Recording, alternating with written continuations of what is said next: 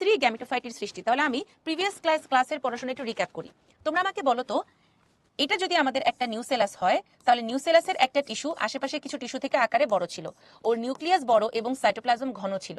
তাহলে এই যে তোমার নিউসেলাস বা ভ্রূণপোষক টিস্যু, ওর যে কোষটা আকারে বড় সড়ো হয়ে খানেওয়ালা হয়েছিল, সেই কোষটার নাম কি ছিল বলো তো? আমরা একটু প্রিভিয়াস ক্লাসের পড়া রিক্যাপ করি, এগুলো 9-10 পড়া।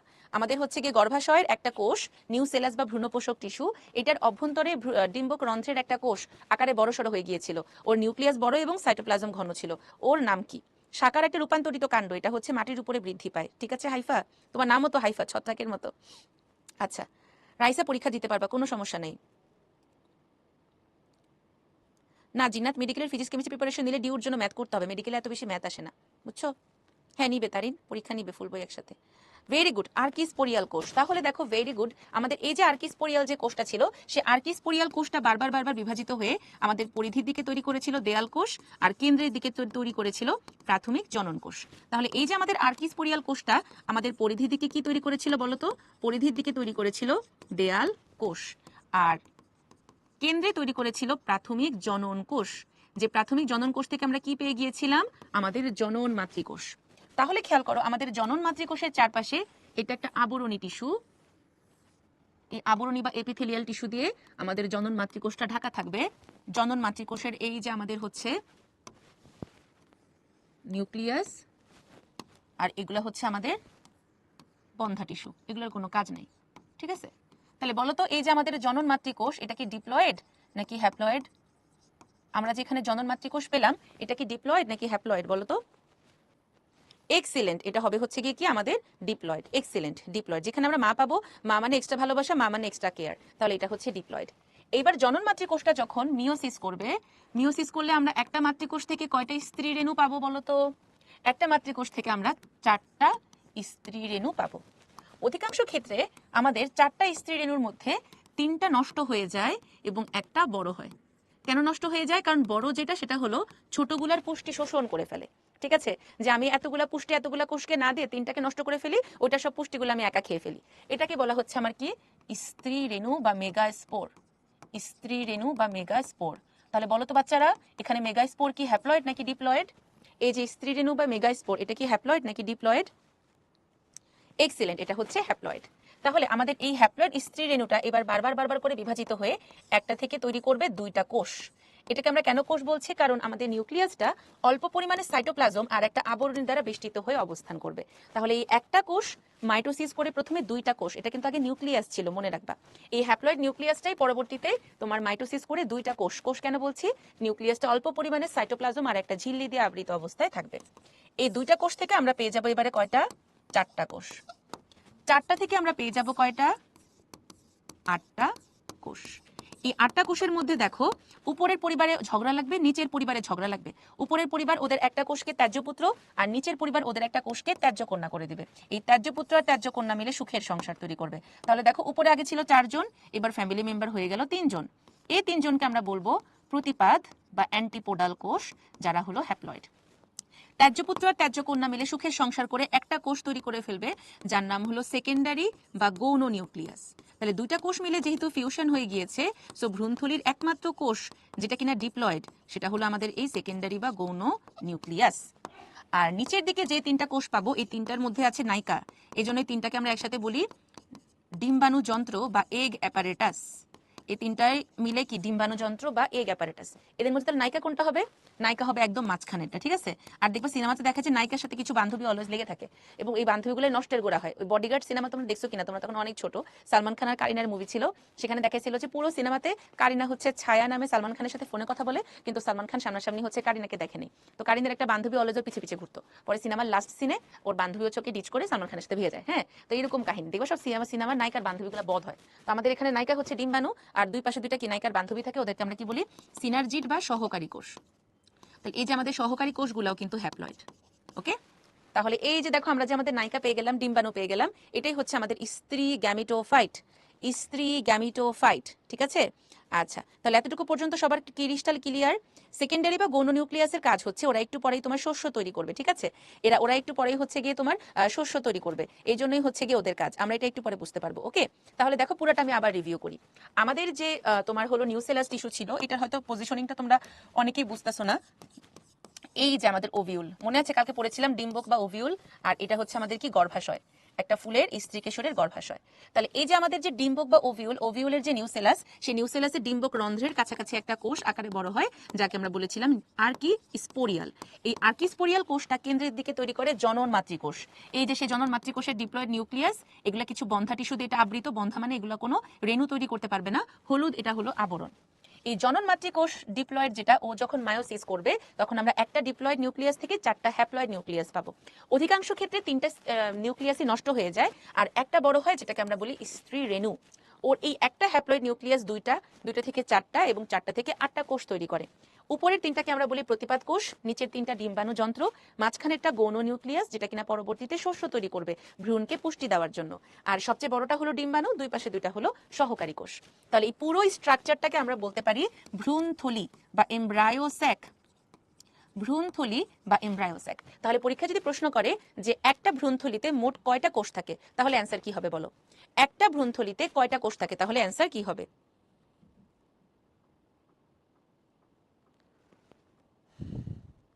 শামীম বুঝতে পেরেছি এবার গ্রিন কালারটা? আচ্ছা, ভেরি গুড। সহকারী প্রতিপাদ কোষ নষ্ট হয়ে যায়, তাহলে ওরা কেন তৈরি হয়েছিল? কারণ আমরা ওই যে তোমার কোষগুলোকে বিভাজন করেছিলাম বারবার করে, তোমার হচ্ছে কি ডিম্বাণুটা বের করার জন্য। ওরা পুরো প্রক্রিয়াটা চলাকালীন একটা প্রতিরক্ষা দেয় চারপাশে ঘিরে থেকে। যখন আমার শুক্রাণু ডিম্বাণু মিলিত হয়ে গেল, কোনো প্রোটেকশনের আর দরকার নাই, তখন ওদের কাজ শেষ, ওরা নষ্ট হয়ে যায়। ঠিক আছে, অনেকে উত্তর করতেছো 7টা, না রে, 3টাকে নিয়ে ভ্রূণথলি না, পুরাটাই হলো ভ্রূণথলি। এই পুরাটা হলো ভ্রূণথলি, ঠিক আছে, পুরাটা হলো ভ্রূণথলি। এই পুরাটা হলো ভ্রূণথলি। তাহলে মোট কয়টা হবে বলো? পুরাটা হলো ভ্রূণথলি। হ্যাঁ রে, সেকেন্ডারি নিউক্লিয়াস হচ্ছে ডিপ্লয়েড বাই নিউক্লিয়াস বা ডিপ্লয়েড নিউক্লিয়াস। আচ্ছা, দুইটা মিলে অ্যাকচুয়ালি একটা হয়ে গিয়েছে, তো আমরা ওটাকে দুটাই মানে বুঝবো, ফিউশন দেখে আমি দুইটা মিলে একটা বুঝাইছি, বুঝছো? তাহলে 8টা কোষ, তাই না? 1 2 3 4 5 6 7 8, এখানে দুইটা কোষ মিলে একটা ফিউশন হয়ে গিয়েছে দেখে আমি একটা দেখিয়েছি, বাট টোটাল হলো 8টা। এক্সিলেন্ট। এবারে দেখো আমরা এতক্ষণ পর্যন্ত তাহলে কি দেখলাম? আমাদের যে তোমার হলো জনন মাতৃকোষটা ছিল, সেই জনন মাতৃকোষটা বিভাজিত হয়ে কি হয়েছে? 3টা কোষ নষ্ট হয়ে একটা কোষ বড় হয়েছে। তাহলে যদি আমাদের 3টা কোষ নষ্ট হয়ে একটা বড় হয়, ওদেরকে আমরা কি বলেছিলাম মনে আছে? যদি আমাদের 4টা স্ত্রী রেণুর মধ্যে 3টা নষ্ট হয়ে একটা বড় হয়, তখন সেই গাছগুলোকে আমরা কি বলেছিলাম বলো? 4টার মধ্যে 3টা নষ্ট হয়ে ওভিউল কি উল্টা থাকে? উল্টা সোজা ব্যাপার না, অনেক রকমই হতে পারে। আমরা ডিম্বকের গঠন দেখেছিলাম না, সোজা থাকলে ঊর্ধ্বমুখী, নিচে থাকলে অধোমুখী, পাশে থেকে পার্শ্বমুখী, একটু বেঁকে থাকলে বক্রমুখী। সো তোমার ওভিউল উল্টা সোজা অনেক রকম ভাবেই থাকতে পারে, ঠিক আছে? আচ্ছা, ভেরি গুড। আমাদের হচ্ছে গিয়ে মনোস্পোরিক প্ল্যান্ট বলা হয় বা পলিগোনাম। এক্সিলেন্ট, ঠিক আছে। তাহলে এটা কি হবে? আমাদের হলো একটা না রে, দুইটা মিলে বলতে দুইটা নিউক্লিয়াস ফিউশন হয়ে গেছে, এজন্য আমরা কোষ দুটাই ধরবো। দুইটা কোষের নিউক্লিয়াস হচ্ছে মিলে একটা হয়ে গেছে, বুঝছো? তাহলে দেখো এটাকে আমরা বলবো হচ্ছে মনোস্পোরিক। মনোস্পোরিক। তাহলে মনোস্পোরিকে আমরা কয়টা নিউক্লিয়াস পেয়েছি? মনোস্পোরিকে আমরা নিউক্লিয়াস পেয়েছি হলো 8টা। 8টা নিউক্লিয়াস পেয়েছি। এমন একটা প্ল্যান্টের নাম ঠিক কেউ বলতে পারবা যার মধ্যে মনোস্পোরিক হলেও নিউক্লিয়াস থাকে হচ্ছে 4টা? এমন একটা প্ল্যান্টের নাম বলতে পারবা যার মধ্যে মনোস্পোরিক হলেও নিউক্লিয়াস থেকে 4টা? এটা বইতে আছে কিন্তু। এমন কোন প্ল্যান্টের নাম বলতে পারবা যার মধ্যে তোমার হচ্ছে 8টার পরিবর্তে 4টা থাকবে নিউক্লিয়াস? ওয়েনোথেরা, ঠিক আছে, এটা লিখে রাখো, এটা তোমার একটা এক্সেপশন, এটা তোমার হলো এমসিকিউতে আসতে পারে যে ওয়েনোথেরা যে গাছ আছে তাদের ক্ষেত্রে নিউক্লিয়াস থাকে 4টা, ঠিক আছে, 4টা নিউক্লিয়াস থাকে। তাহলে মনোস্পোরিকের আরেক নাম আমরা প্রিভিয়াস ক্লাসে পড়েছিলাম, আরেক নাম ছিল তোমার পলিগোনাম। শতকরা 75% গাছে মনোস্পোরিক প্রক্রিয়ায় স্ত্রী রেণু বা ডিম্বাণু তৈরি হয়। এবার দেখো তো, যদি আমাদের 2টা নষ্ট হয়ে যায় আর 2টা বড় হয়, তখন তাদেরকে আমরা কি বলি? যদি আমাদের 4টা স্ত্রী রেণুর মধ্যে 2টা নষ্ট হয় আর 2টা বড় হয়, তখন সেটাকে কি বলে? এক্সিলেন্ট। এটাকে আমরা বলবো হচ্ছে বাইস্পোরিক বা অ্যালিয়াম। বাইস্পোরিক অথবা এলিয়াম। আচ্ছা, এবার যদি আমাদের 4টার মধ্যে 4টাই বড় হয়, 4টার মধ্যে যদি 4টাই বড় হয়, তখন সেটাকে আমরা বলবো টেট্রাস্পোরিক। এই যে টেট্রাস্পোরিক যে গাছটা আছে, সেটা নিউক্লিয়াসের সংখ্যার উপরে ভিত্তি করে 7 রকমের হয়। তো নর্মাল হিসাব মতে যদি একটা মনস্পরিক থেকে 8টা কোষ হয় তাহলে আমাদের 4টা মনস্পরিক থেকে বা 4টা স্ত্রীরেণু থেকে 4 8 32টা কোষ হওয়া পসিবল। বাট আমরা যদি এখানে দুইটা সাবটাইপ নিয়ে পড়াশোনা করি তখন দেখা যায় পেপেরোমিয়া টাইপের যে গাছগুলো আছে, পেপেরোমিয়া গাছগুলোতে হচ্ছে নিউক্লিয়াস থাকে 16টা। আরেকটা গাছ আছে তোমার ফ্রিটিলারিয়া, সেই ফ্রিটিলারিয়া গাছে টেট্রাস্পোরিক হওয়া সত্ত্বেও নিউক্লিয়াস থাকে 8টা। তাহলে এই যে এগুলো কিছু পড়লাম, এগুলো সব হচ্ছে আমাদের এমসিকিউর জন্য। এমসিকিউর জন্য আমরা কি কি পড়লাম দেখো, এই যে অয়নোথেরাতে কয়টা নিউক্লিয়াস, 8টা। এরপরে পেপেরোমিয়াতে কয়টা, 16টা। ফ্রিটিলারিয়াতে কয়টা, 8টা। বাইস্পোরিকের আরেক নাম হলো অ্যালিয়াম। এই যতগুলো ইনফরমেশন আমরা এই স্লাইডে পড়েছি এই সবগুলো এমসিকিউর জন্য গুরুত্বপূর্ণ। আর সিকিউতে আমাদের পলিগোনামের সংজ্ঞা আসতে পারে, যে পলিগোনাম বলতে কি বুঝছো। তাহলে এগুলো ক্রিস্টাল ক্লিয়ার। ট্রাইস্পোরিকও হয়, বাট এটা রেয়ার দেখে এটা বইতে বলা হয় না, ঠিক আছে। এমব্রায়োতে নিউক্লিয়াস 8টা, বাট সেল 7টা। আচ্ছা, তাহলে জাকারিয়া এটা যদি বইতে এভাবে করে লেখা থাকে তাহলে আমরা হচ্ছে সেকেন্ডারি নিউক্লিয়াসের 2টা কোষকে কিন্তু আমরা একটা কোষ ধরতে পারি। তাহলে তোমরা সেভাবেই লেখো যে আমাদের 8টা নিউক্লিয়াস 7টা কোষ, ঠিক আছে। তাহলে পরীক্ষায় প্রশ্ন আসলে তোমরা এইভাবে করে অ্যান্সার করবা, ঠিক আছে। যদি আমরা হচ্ছে সেকেন্ডারি নিউক্লিয়াসকে একটা কোষ ধরি তাহলে পরীক্ষায় যদি বলে একটা ভ্রূণথলিতে কয়টা কোষ, আমরা 7টা কোষ লিখবো, আর কয়টা নিউক্লিয়াস বললে 8টা নিউক্লিয়াস বলবো, ঠিক আছে। আচ্ছা, সেকেন্ডটা বাইস্পোরিক হলো কেন, ওটা তো ডাইস্পোরিক হতে আরো 4টা। বাইস্পোরিক আর ডাইস্পোরিক একই জিনিস, বাই আর ডাই দুটোই সেম জিনিস, ঠিক আছে। মনোস্পোরিকে নিউক্লিয়াস 4টা না হয় 8টা কেন হয়, কারণ ওই যে তোমার সংখ্যা বৃদ্ধি করে ফেলছে, উপরের পোলে 4টা নিচের পোলে 4টা, এগুলো প্রোটেকশন দেওয়ার জন্য হয়। পেপিরোমিয়া একটা পাতলা কাণ্ডের উদ্ভিদ, তোমরা হচ্ছে কি গুগলে সার্চ করলে নামটা পাবা, বুঝছো। হ্যাঁ রে, ওই নথিরাতে 4টা, আমি বাংলায় 4 লিখছি, এটা ইংলিশ না, এটা হচ্ছে কি বাংলায় 4, ওকে। আচ্ছা, 2টা সেকেন্ডারি নিউক্লিয়াস দেওয়া আছে। শুনো, নিউক্লিয়াস বললে তোমার হচ্ছে কি 8টা, আর যদি কোষ বলে তখন 7টা বলবে। আমি নিউক্লিয়াস 2টা দিয়ে দেখাইছি, বুঝছো। ওকে, তাহলে হচ্ছে এই ছিল আমাদের মোটামুটি। ডিম্বক কয় প্রকার উত্তর করবে, এটা আজমল স্যারের বইতে যেটা দেওয়া আছে সেটাই তোমরা উত্তর করবে, ঠিক আছে। আজমল স্যার এবং মাজেদা মিসের অনেক রকম তথ্যতে কন্ট্রাডিকশন হয়, সো আজমল স্যারের আবুল হাসান স্যারের লেটেস্ট এডিশন বইতে যেটা দেওয়া আছে সেটাই পড়বা। আচ্ছা, তাহলে এই যে আমাদের স্ত্রী গ্যামেটোফাইটের উৎপত্তি, এটা এখানে দেওয়া হয়েছে, এটা আমরা প্রিভিয়াস ক্লাসে পড়েছিলাম, আজকে আরো ইন ডিটেইলস দেখলাম যে স্ত্রীরেণু মাতৃকোষটা যখন মায়োসিস করবে ওরা 4টা স্ত্রীরেণু তৈরি করে, যার মধ্যে 3টাই নষ্ট হয়ে যায়, 1টা থেকে 2টা 4টা 8টা, এখান থেকে আমরা পেয়ে যাচ্ছি ভ্রূণথলি। এইবার আসবে হচ্ছে কি, আমরা তাহলে নায়িকার বাসা পেয়ে গেলাম, নায়কের বাসা আমরা প্রিভিয়াস ক্লাসে দেখেছিলাম। এইবার তোমরা আমাকে বলো, নায়ক নায়িকার বাসা থেকে বা নায়ক নায়কের বাসা থেকে নায়িকার বাসায় কিভাবে পৌঁছাবে বলো। আমরা দেখেছিলাম এটা একটা পুংকেশর, যার মধ্যে একটা কি আছে, ফিলামেন্ট বা পুংদণ্ড, অ্যান্থার বা পরাগধানী। এখন পরাগধানীর মধ্যে মাইক্রোস্পোরোজেনেসিসের মাধ্যমে যে পরাগরেণু তৈরি হলো, সেটা কোন প্রক্রিয়ায় স্ত্রী কেশরে গর্ভমুণ্ডে পতিত হবে বলো তো, কোন প্রক্রিয়ায় হচ্ছে গিয়ে গর্ভমুণ্ডে পতিত হবে। আচ্ছা, এক্সিলেন্ট। তাহলে এটা কিভাবে তোমার পতিত হবে, এটা হচ্ছে বিভিন্ন বাহকের মাধ্যমে উড়ে উড়ে ঘুরে ঘুরে গর্ভমুণ্ডে পতিত হবে।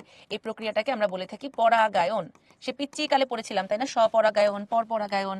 এটা হতে পারে বাতাস, পানি, প্রাণী, পাখি, পতঙ্গ। এখন তাহলে দেখো আমার নিষেকের 4টা ধাপ আছে। প্রথম ধাপটা হলো গর্ভমুণ্ডে পরাগরেণুর অঙ্কুরোদ্গম। ব্যাপারটা অনেকটা এরকম হয়, আমরা জানি আমাদের একটা পরাগরেণুতে ভিতরে একটা আবরণ থাকে যেটাকে আমরা বলেছি ইনটাইন, বাইরের আবরণটাকে আমরা বলেছি এক্সাইন। তো ইনটাইন আবরণে আমাদের প্রায় 20টার মতো জননরন্ধ্র কিংবা জার্ম পোর পাওয়া যায়। তো এখানে আমরা পেয়েছিলাম একটা নালিকা নিউক্লিয়াস আর পেয়েছিলাম একটা ছোট জনন নিউক্লিয়াস। তো এতটুকু পর্যন্তই কিন্তু আমাদের হচ্ছে গিয়ে পুং গ্যামেটোফাইটের উৎপত্তি ছিল। এই পরাগরেণুটা যখনই একটা গর্ভমুণ্ডে পতিত হবে সবসময় তো তোমার কি, আমরা দেখি জাম গাছ থেকে আমই হয় তাই না, কখনো কি দেখেছি জাম গাছ থেকে জাম হয়, বা কখনো কি তোমরা কেউ দেখছো যে কাঁঠাল গাছ থেকে কলা হয়, কখনো দেখছো না। তাহলে কিভাবে এটা পসিবল হচ্ছে বলতো, আমরা জানি যে একটা গাছের গর্ভমুণ্ডের মধ্যে, ঠিক আছে, একটা গাছের গর্ভমুণ্ডের মধ্যে সব রকম গাছের ফল ফলাদি, আম, জাম, কাঁঠাল, কলা, লিচু, অনেক রকম পরাগরেণু এসে পতিত হয়। এই যে দেখো এখানে কতগুলো পরাগরেণু এসে পড়ছে, তো সবগুলো থেকে কি পরাগনালিকা তৈরি হতে পারছে, সবগুলা থেকে তৈরি হতে পারে না। কেন? কারণ দেখবা আমরা যখন বিয়ে শাদী করি, হিন্দুরা হিন্দুদেরকে বিয়ে করে, মুসলমানরা মুসলমানদেরকে বিয়ে করে, স্পেসিফিক কিছু গোষ্ঠী বিয়ে করে। দেখবা যে বাংলাদেশে তো আবার বিএনসিসিরা খুব বিখ্যাত। বিএনসিসি অনেকে বলে বরিশাল, নোয়াখালী, কুমিল্লা, চিটাগাং, অনেকে বলে কুমিল্লা, চাঁদপুর, যে যার মতো করে যেভাবে করে ইনফ্লুয়েন্স করে বলে। এখন আমার বাড়ি চাঁদপুর হলো, আমি চাঁদপুরে মানুষ দেখতে পারি না, কারণ চাঁদপুরে মানুষ অনেক স্বার্থপর হয়, এবং আমি জিনিসটা খেয়াল করছি অনেকেই চাঁদপুরে মানুষ দেখতে পারে না। তো দেখবা যারা নোয়াখালীরা আছে ওরা নোয়াখালীর মধ্যে বিয়ে করতে কমফোর্টেবল, যারা বরিশালীরা তারা বরিশালের মধ্যে বিয়ে করতে চায়, যারা চাঁদগাঁইয়া তারা চিটাগাঁয়ে বিয়ে করতে চায়। এরকম কেউ আছে এখানে বরিশাল বা হচ্ছে নোয়াখালীর বা চিটাগাঁয়ের এনিওয়ান? দেখবো ওরা কিন্তু একটা গ্রুপ, একটা ইউনিয়ন বা একটা গোষ্ঠী মেনটেন করতে চায়। তো আমাদের গাছগুলোও কিন্তু ঠিক সেম। আমাদের আমজাম কাঁঠাল গাছের তোমার হলো স্টিগমাতে যত রকমেরই পরাগরেণু পড়ুক না কেন, ওরা অলওয়েজ চাইবে যে আম গাছের মধ্যে আম এবং জাম গাছের মধ্যে জাম গাছের পরাগরেণুই পড়বে। এখন এটা তাহলে তোমার হচ্ছে গিয়ে ঠিক করার উপায়টা কি? দেখো আল্লাহ কত সুন্দর করে হচ্ছে গাছদেরকে বানাইছে। আল্লাহর প্রতিটা সৃষ্টি অনেক সুন্দর। যখনই একটা পরাগরেণু একটা গর্ভমুণ্ডে পতিত হয়, আমাদের পরাগরেণুর কোষ ঝিল্লিতে থাকে ফ্লুইড মোজাইক মডেলের গ্লাইকোক্যালিক্স। আমরা পড়েছিলাম না গ্লাইকোক্যালিক্স থাকে ফ্লুইড মোজাইক মডেলে? প্রতিটা কোষের ঝিল্লিতে একটা গ্লাইকোক্যালিক্স বা চিনি থাকে। এই গ্লাইকোক্যালিক্সের সাথে আমাদের স্টিগমার কোষ ঝিল্লিতে যে গ্লাইকোক্যালিক্স আছে, এই গ্লাইকোক্যালিক্সের কি হয় বলতো? বিক্রিয়া হয়। তো যখনই আমাদের পরাগরেণুর কোষ ঝিল্লি আর স্টিগমার কোষ ঝিল্লি পরস্পরকে রিসেপ্টরের সাথে অ্যাটাচ করে, ওরা তখনই সব প্রজাতি শনাক্ত করতে পারে। আম গাছের গর্ভমুণ্ড যখন দেখবে যে আম গাছের পরাগরেণু এসেই পড়ছে, তখনই বলবে আই আই বন্ধু বুকে আয়। কি দিয়ে চিনবে? এই যে গ্লাইকোক্যালিক্স দিয়ে চিনবে। কিন্তু এখানে যদি জাম গাছের পরাগরেণু কিংবা লিচু গাছের পরাগরেণু আসতো, তখন স্টিগমা তো দূরে যা। ঠিক আছে? তাহলে সবার প্রথমে আমার কি করতে হবে? অঙ্কুরোদ্গমের জন্য হলো স্বপ্রজাতি শনাক্তকরণ করতে হবে। যখনই স্বপ্রজাতি শনাক্তকরণ হয়ে যাবে, পরাগরেণুটা স্টিগমা থেকে পানি শোষণ করবে। ঠিক আছে? তখন কি করবে? পরাগরেণুটা আমাদের স্টিগমা থেকে পানি শোষণ করবে। শোষণ করার পর তাহলে কি হবে? এই যে আমাদের যে নালিকা নিউক্লিয়াসটা, সেটা তৈরি করে ফেলবে পরাগ নালিকা। এই দেখো নালিকা নিউক্লিয়াসটা পরাগ নালিকা তৈরি করলো, আর জনন নিউক্লিয়াসটা পুঁই করে নিচের দিকে নেমে দুইটা পুংগ্যামিট বা শুক্রাণু তৈরি করে ফেললো। ঠিক আছে? এটাকে বলা হচ্ছে অঙ্কুরোদ্গম। তার মানে যখনই একটা পরাগরেণু একটা গর্ভমুণ্ডে এসে পতিত হলো, প্রথমে স্বপ্রজাতি শনাক্ত করবে, এরপরে গর্ভমুণ্ড থেকে পানি শোষণ করে এই জনন রন্ধ্র দিয়ে আমাদের যে ইন্টাইন স্তরটা আছে, নালিকা নিউক্লিয়াসকে ব্যবহার করে একটা নালিকা তৈরি করবে। জনন নিউক্লিয়াসটা সেখানে দুইটা পুংগ্যামিট বা শুক্রাণু তৈরি করবে। ঠিক আছে? হ্যাঁ, অনেকটা সিনাপসিসের মতোই তোমার বা সাইনোভিয়াল জয়েন্টের কথা আমরা বলতে পারি। ঠিক আছে?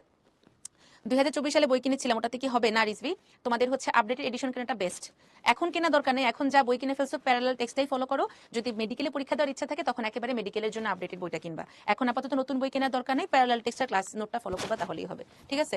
আচ্ছা, তাহলে এক গাছের উপর অন্য গাছের পরগাছা কিভাবে হয়? পরগাছা তো আর এভাবে করে পরাগায়নের মাধ্যমে হয় না। ওইটা ওরা মিথজীবী থাকে, সহজীবী থাকে। আমরা পড়েছিলাম না স্বর্ণলতা রোহিণী, ওরা ওদের বেঁচে থাকার তাগিদে পাশাপাশি অবস্থান করে, কিন্তু কখনোই একটা আরেকটার প্রজননে অংশগ্রহণ করবে না। ঠিক আছে? তাহলে আমি আবারও বলি, যখন একটা পরাগধানী থেকে পরাগরেণু যে প্রক্রিয়ায় গর্ভমুণ্ডে পতিত হয়, তাকে বলা হয় পরাগায়ন। পরাগায়নের মাধ্যমে যখন পরাগরেণু গর্ভমুণ্ডে পতিত হয়, সর্বপ্রথম ওরা স্বপ্রজাতি শনাক্ত করে। এরপরে আমাদের পরাগরেণু গর্ভমুণ্ড থেকে পানি শোষণ করে এই যে ইন্টাইন স্তরটা পরাগনালিকার আকারে বের হয়, ব্যবহার করে নালিকা নিউক্লিয়াসকে, আর আমাদের জনন নিউক্লিয়াসটা বিভাজিত হয়ে দুইটা হ্যাপ্লয়েড পুংগ্যামিট বা শুক্রাণু তৈরি করে। এতটুকু পর্যন্ত সবার ক্রিস্টাল ক্লিয়ার? এতটুকু পর্যন্ত সবার ক্রিস্টাল ক্লিয়ার? হ্যাঁ, মানুষের মাধ্যমে পরাগায়ন হতে পারে। মানুষ যখন একটা লিচুর বিচি খাবে, সে ধরে একটা গাছ থেকে লিচু পেরে লিচু খাইলো, সেই লিচুর বিচিটা হচ্ছে গিয়ে আরেক জায়গায় মাটিতে ফেলে দিল। তো সেই মাটি থেকে হয়তো একটা চারা গাছ গজাচ্ছিল, সেই চারা গাছের উপরে সেই বিচি থেকে আমার নতুন আরেকটা গাছ হয়ে যাবে।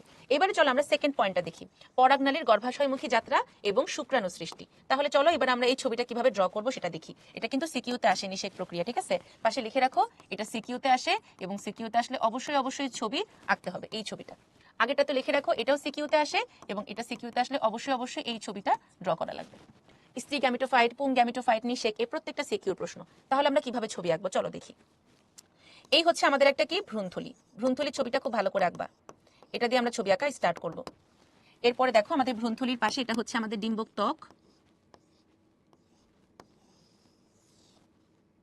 ঠিক আছে? এরপরে আমরা আঁকবো হচ্ছে আমাদের গর্ভাশয়। এরপরে হচ্ছে আমাদের গর্ভাশয়ের উপর থেকে কি বের হবে? গর্ভদণ্ড। এরপরে হলো গর্ভমুণ্ড। তাহলে this is stigma, this is style, this is ovary. Okay, এবারে দেখো আমরা বলেছিলাম আমাদের এই যে পরাগধানী, সেখান থেকে কি তৈরি হবে? পরাগরেণু তৈরি হবে। তাহলে এই যে পরাগরেণুটা উড়ে উড়ে ঘুরে ঘুরে আসলো, এখানে অনেকগুলো পরাগরেণুই এসেছে, বাট ওদেরকে কেউ পাত্তা দিবে না, কারণ ওরা অন্যান্য গাছের। যখনই ওদের অঙ্কুরোদ্গম হয়ে গেল, অঙ্কুরোদ্গম হওয়ার সাথে সাথে এই যে আমাদের নালিকা নিউক্লিয়াসটা গর্ভাশয়মুখী যাত্রা করতেছে। দেখছো?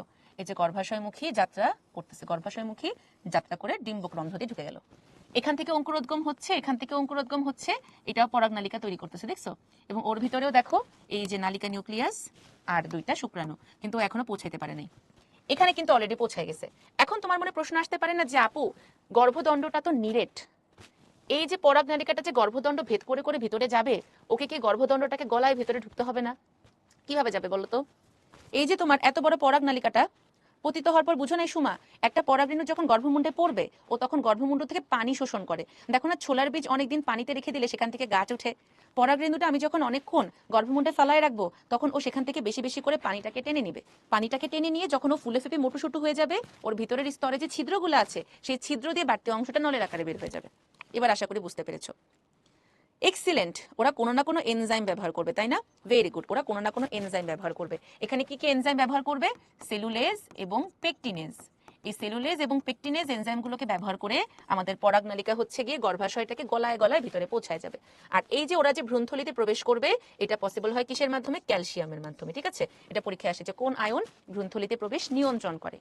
তারপরে কি হবে বলতো? পরাগনালিকার সাথে সাথে আমাদের যে ভ্রূণথলিতে শুক্রাণুকে নিক্ষিপ্ত করবে। তাহলে এখানে কয়টা শুক্রাণু ছিল? এখানে 2টা শুক্রাণু ছিল। তাহলে একটা শুক্রাণু একটা ডিম্বাণুর সাথে মিলিত হয়ে গেল। তাহলে দেখো আমাদের নায়িকা এতক্ষণ ওকে বেডরুমে ওর বাবা আটকায় রাখছিল। নায়ক এবার কি করলো? বাইসাইকেলে করে, মোটর বাইকে করে সব শয়তানদেরকে মেরে মেরে মেরে মেরে বন্ধু সহ নায়িকার রুমে চলে আসছে। এবার দেখা যায়, দেখবা যে বাংলা সিনেমায় অনেক সময় তোমার হচ্ছে মিশা সওদাগর বা ডিপজল বা যে কোনো ভিলেনের গুলিতে নায়িকার বান্ধবী মরে যায়, তাই না? এই জন্য পরাগনালিকার চাপে এই সহকারী কোষগুলা হচ্ছে নষ্ট হয়ে যায়। তার মানে ভিলেনের গুলিতে কি হয়েছে? নায়িকার বান্ধবী বা সেকেন্ড লিড যে সে মরে গেছে।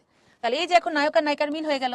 তাহলে আমরা বলেছিলাম যে শুক্রাণু আর ডিম্বাণু মিলিত হয়ে যখন জাইগোট তৈরি করে, এই নিষেক প্রক্রিয়াকে আমরা বলেছিলাম সিনগ্যামি। কি বলেছি বলতো? সিনগ্যামি। সিনগ্যামি। এবার দেখো, নায়কের বন্ধু কিন্তু বাকি রয়ে গেছে। আমাদের যে ত্যায্যপুত্র ত্যায্যকন্যা সংসার, সেখানে কোনো ছেলে মেয়ে হয় না, তখন তারা নায়কের বন্ধুকে অ্যাডপ্ট করে নিবে। ঠিক আছে, এই অ্যাডপ্ট করে নেওয়ার ফলে শুরু হলো নতুন সংসার। তাহলে আরেকটা শুক্রাণু যখন আমাদের গৌণ নিউক্লিয়াসের সাথে তোমার হলো ফিউশন করবে, এটাকে বলা হবে ত্রিমিলন। এটাকে আমরা কি বলবো? ত্রিমিলন। তৈরি হয়ে যাবে ট্রিপ্লয়েড শস্য। ট্রিপ্লয়েড শস্য। তাহলে একই সাথে একটি শুক্রাণুর সাথে একটি ডিম্বাণুর মিলন এবং আরেকটি শুক্রাণুর সাথে গৌণ নিউক্লিয়াসের মিলনকে বলা হয় দ্বিনিষেক বা ডাবল ফার্টিলাইজেশন। দ্বিনিষেক বা ডাবল ফার্টিলাইজেশন। তাহলে বলো তো বাচ্চারা, এই দ্বিনিষেকটা কি তোমার আবৃতবীজী উদ্ভিদের বৈশিষ্ট্য নাকি নগ্নবীজী উদ্ভিদের বৈশিষ্ট্য? বলো তো, আবৃতবীজী উদ্ভিদের বৈশিষ্ট্য নাকি নগ্নবীজী উদ্ভিদের বৈশিষ্ট্য? চৌধুরী সাহেব আসলে আটকাতে পারেনি। আচ্ছা, বাকি প্রতিপাদ কোষ নষ্ট হয়ে যাবে। প্রতিপাদ কোষের কোনো কাজ নেই, নষ্ট হয়ে যাবে। বলো বলো, এটি কি আবৃতবীজী উদ্ভিদের বৈশিষ্ট্য নাকি হচ্ছে কি নগ্নবীজী উদ্ভিদের বৈশিষ্ট্য? এক্সিলেন্ট। একটা নগ্নবীজী উদ্ভিদের নাম বলো তো যার কিনা তোমার দ্বিনিষেক হয়। নর্মালি আমরা জানি যে নগ্নবীজী উদ্ভিদে যেহেতু ফল নাই, তোমার বীজটা নগ্ন অবস্থায় থাকে, এজন্য ওদের কোনো ভ্রূণথলি তৈরি হয় না। ওদের একা একাই তোমার শুক্রাণুটা ডিম্বাণুর সাথে মিলিত হয়। আর আরেকটা শুক্রাণু একা একা কি বলতো? শস্য তৈরি করে, হ্যাপ্লয়েড শস্য। বলে না মানুষ মূলত একা, তো নগ্নবীজী উদ্ভিদেও সবাই একা থাকে, ওরা একা একাই সবকিছু বানায়। এমন একটা নগ্নবীজী উদ্ভিদের নাম বলো যে কিনা নগ্নবীজী হওয়া সত্ত্বেও দ্বিনিষেক করে। এক্সিলেন্ট। তোমরা অনেকে ইফিড্রা নেটামের মধ্যে প্যাচ লাগাইতেছো, বাট এটা অ্যাকচুয়ালি কি হবে? ইফিড্রা হবে। ঠিক আছে, আচ্ছা। না, উদ্ভিদের এমন কিছু হয় না। উদ্ভিদের ক্ষেত্রে অনেকগুলো পরাগরেণু পড়ে, বাট যেই পরাগরেণুটা আগে ভ্রূণথলিতে পৌঁছাতে পারবে সেটাই তোমার নিষেক করতে পারে। ওখানেও কম্পিটিশন হয়, বাট মানুষের মতো এত না। বুঝতে পেরেছো আফরা? আচ্ছা, হ্যাঁ করে নিবে উপমা, বড় ছেলেকেও তো অ্যাডাপ্ট করা যায়। না তাসফি, আগেরটা তো একবারেই পৌঁছায় গেছে, এজন্য ডানেরটা আর পৌঁছাইতে পারবে না। আচ্ছা, এক্সিলেন্ট। তাহলে এটা কি হবে আমাদের হলো? বাকি 3টা প্রতিপাদ কোষ নষ্ট হয়ে যাবে, কারণ ওদের এখন আর সুরক্ষা দেওয়ার দরকার নাই। ওরা এখন এতদিন সাপোর্টিং ক্যারেক্টার ছিল, এখন হচ্ছে গিয়ে নষ্ট হয়ে যাবে। তাহলে একমাত্র নগ্নবীজী গাছ যাদের কিনা দ্বিনিষেক হয়, এটা হলো ইফিড্রা। পরীক্ষার জন্য ভেরি ভেরি ইম্পর্টেন্ট, এমসিকিউতে আসে, 3টা স্টার দিয়ে রাখো। তাহলে দেখো পুরো প্রক্রিয়াটা আমি আবার রিপিট করছি। পরাগধানী থেকে পরাগরেণু সবার আগে কি করবে? গর্ভমুণ্ডে পতিত হবে এবং অঙ্কুরোদ্গম করবে। তাহলে 1 নম্বর স্টেপ কি? গর্ভমুণ্ডে পরাগরেণুর অঙ্কুরোদ্গম। অঙ্কুরোদ্গম করার সাথে সাথে আমার নালিকা নিউক্লিয়াস পরাগনালিকা তৈরি করবে। তাহলে সেকেন্ড ধাপ কি? পরাগনালীর গর্ভাশয়মুখী যাত্রা এবং শুক্রাণু সৃষ্টি। শুক্রাণু কোত্থেকে এসেছে? আমাদের জনন নিউক্লিয়াস থেকে। থার্ড পয়েন্ট হচ্ছে পরাগনালিকার ভ্রূণথলিতে প্রবেশ এবং শুক্রাণু নিক্ষিপ্তকরণ। তাহলে যখনই শুক্রাণু নিক্ষিপ্ত করলো, একটা শুক্রাণুর সাথে একটা ডিম্বাণু মিলিত হয়ে জাইগোট এবং আরেকটা শুক্রাণুর সাথে গৌণ নিউক্লিয়াস মিলিত হয়ে শস্য তৈরি করলো। এই জাইগোট তৈরি, সিনগ্যামি এবং ত্রিমিলন, এই দুইটাকে আমরা একসাথে কি বলবো? দ্বিনিষেক বা ডাবল ফার্টিলাইজেশন বলবো। ঠিক আছে, তাহলে শস্য তৈরির প্রক্রিয়াকে আমরা কি বলি? ত্রিমিলন বা ট্রিপল ফিউশন। এখানে তৈরি হয়েছিল জাইগোট। তাহলে যখনই আমাদের পরাগনালিকাটা গর্ভাশয়মুখী যাত্রা করবে, ওর যাত্রাপথে গর্ভাশয়কে গলায় দিবে সেলুলেজ আর পেকটিনেজ, আর ভ্রূণথলিতে প্রবেশে সাহায্য করবে আমাদের ক্যালসিয়াম আয়ন। এতটুকু পর্যন্ত সবার ক্রিস্টাল ক্লিয়ার? শুক্রাণু কোথেকে এসেছে? আমাদের শুক্রাণু তো 2টা ছিল, আমাদের গৌণ জনন নিউক্লিয়াস থেকে শুক্রাণু 2টা তৈরি হয়েছিল। তাহলে আমরা হচ্ছে কি প্রিভিয়াস ক্লাস এটা পড়েছি। ঠিক আছে, সিনগ্যামি আর নিষেক একই জিনিস, সিনগ্যামি আলাদা করে বোঝার কিছুই নেই। আমাদের এখানে একটা জনন নিউক্লিয়াস থেকে 2টা শুক্রাণু ছিল, একটা শুক্রাণু ডিম্বাণুর সাথে মিলিত হয়ে যে জাইগোট তৈরি করে, এটাকে আমরা ছোট বাচ্চাকালে নিষেক বলছি না, এখন একটু বড় হয়েছে, এখন একটু স্টাইল করে বলবো হচ্ছে গিয়ে তোমার সিনগ্যামি। আর আরেকটা শুক্রাণু গৌণ নিউক্লিয়াসের সাথে মিলিত হয়ে শস্য তৈরি করছে। ট্রিপ্লয়েড না, 3টা কোষ বা 3টা নিউক্লিয়াস একসাথে, এই জন্য এটাকে আমরা বলি ত্রিমিলন। আচ্ছা, এইবার দেখো আমরা একটা মাত্র টাইপ পড়লাম যেখানে আমাদের হচ্ছে পরাগ নালিকাটা প্রবেশ করেছে ডিম্বক রন্ধ্র দিয়ে। কেমন হয় যদি আমাদের নায়ক নায়িকার রুমে ঢোকার চেষ্টা করেছে, সে দরজা দিয়ে না এসে জানালা দিয়ে আসে? ঠিক আছে, অনেক সিনেমায় দেখায় না যে বাবা হচ্ছে মেয়েকে আটকায় রাখছে, তখন নায়ক হচ্ছে গিয়ে বাসার জানালা দিয়ে নায়িকার সাথে দেখা করতে আসছে। এরকমও তো পসিবল, তাই না? তো চলো আমরা দেখি কিভাবে হতে পারে, কিভাবে পসিবল এটা। তাহলে আমরা এতক্ষণ পর্যন্ত কি দেখেছিলাম যে হচ্ছে তোমার পরাগ নালিকা প্রবেশ করছে কোন দিক দিয়ে? প্রবেশ করেছে তোমার হলো ডিম্বক রন্ধ্র দিয়ে। প্রথম টাইপটা আমরা কি দেখলাম, যে পরাগ নালিকা যখন আসলো ডিম্বক রন্ধ্র দিয়ে প্রবেশ করলো। তাহলে রন্ধ্র বা ছিদ্র ইংরেজি হচ্ছে পোর। যদি ডিম্বক রন্ধ্র দিয়ে পরাগ নালিকা প্রবেশ করে ওদেরকে আমরা বলি হচ্ছে পোরোগ্যামি। কি বলবো? পোরোগ্যামি। এই পোরোগ্যামি হচ্ছে সবচেয়ে কমন, অধিকাংশ উদ্ভিদে কিন্তু পোরোগ্যামি সংঘটিত হয়। এটার এক্সাম্পল কি কি? আম গাছ, জাম গাছ। আম, জাম। যদি এমন হয় নায়ক অনেক চালাক, সে ডিম্বক রন্ধ্র দিয়ে প্রবেশ না করে ক্যালাজা বা ডিম্বক মূল দিয়ে প্রবেশ করলো, তাহলে যদি ডিম্বক মূল দিয়ে আমাদের পরাগ নালিকা প্রবেশ করে, যদি রুমের জানালা দিয়ে প্রবেশ করে, ডিম্বক মূল ইংরেজি ছিল ক্যালাজা, তাহলে সেই সকল উদ্ভিদকে আমরা বলবো ক্যালাজোগ্যামি। মনে রাখবা সিতে ক্যালাজো, সিতে হলো ক্যাজুয়ারিনা, ক্যাজুয়ারিনা হলো ঝাউ গাছ। ঠিক আছে, ক্যাজুয়ারিনা কি হবে? ঝাউ গাছ। এবার ধরো নায়ক দেখলো যে নায়িকার হচ্ছে গিয়ে জানালাও বন্ধ, দরজাও বন্ধ, এখন কোন দিক দিয়ে আসা যায়? নায়ক করলো কি বাথরুমের জানালা দিয়ে, বা জানালা ভেঙে বাথরুমের দরজা ভেঙে ভিতরে চলে আসলো। তাহলে এবার পরাগ নালিকা ডিম্বক ত্বক দিয়ে প্রবেশ করছে। তাহলে ডিম্বক ত্বক দিয়ে যদি প্রবেশ করে, মেজো মানে হচ্ছে ত্বক, তাহলে সেই গাছগুলোকে আমরা বলবো হচ্ছে মেসোগ্যামি। তাহলে মেসোগ্যামি কোথায় পাওয়া যায়? লাউ কুমড়া, লাউ কুমড়া। ওকে, তাহলে এটা তোমরা এমসিকিউর জন্য ভালো করে পড়বা যে ক্যালাজোগামি কারা? ক্যাজুয়ারিনা ঝাউ। মেজোগামি কারা? লাউ কুমড়া। আর পোরোগামি কারা? তারা হচ্ছে গিয়ে তোমার আমজাম। ঠিক আছে, তাহলে আমি আবারও বলি, ঝাউ গাছ কি? এবার তোমরা হচ্ছে যখন কক্সবাজারে যাবা, কক্সবাজারে সি বিচের পাশে লম্বা লম্বা কতগুলা গাছ পাওয়া যায়, ঝিরি ঝিরি পাতা, বলে না ঝাউ বন, ওগুলা ঝাউ গাছ। ঠিক আছে, এগুলো তো কোনো ফুল ফল হয় না, নর্মালি অনেকটা বাগান বিলাস টাইপই আর কি, বুঝছো? তাহলে আশা করি এগুলো তোমরা এমসিকিউর জন্য খুব ভালো করে পড়বা। ফ্রুট জোড়া লেগে থাকে, ওদের ক্ষেত্রে তোমার দুটা গর্ভাশয়, সেখান থেকে দুটা ফল হবে এই জন্য।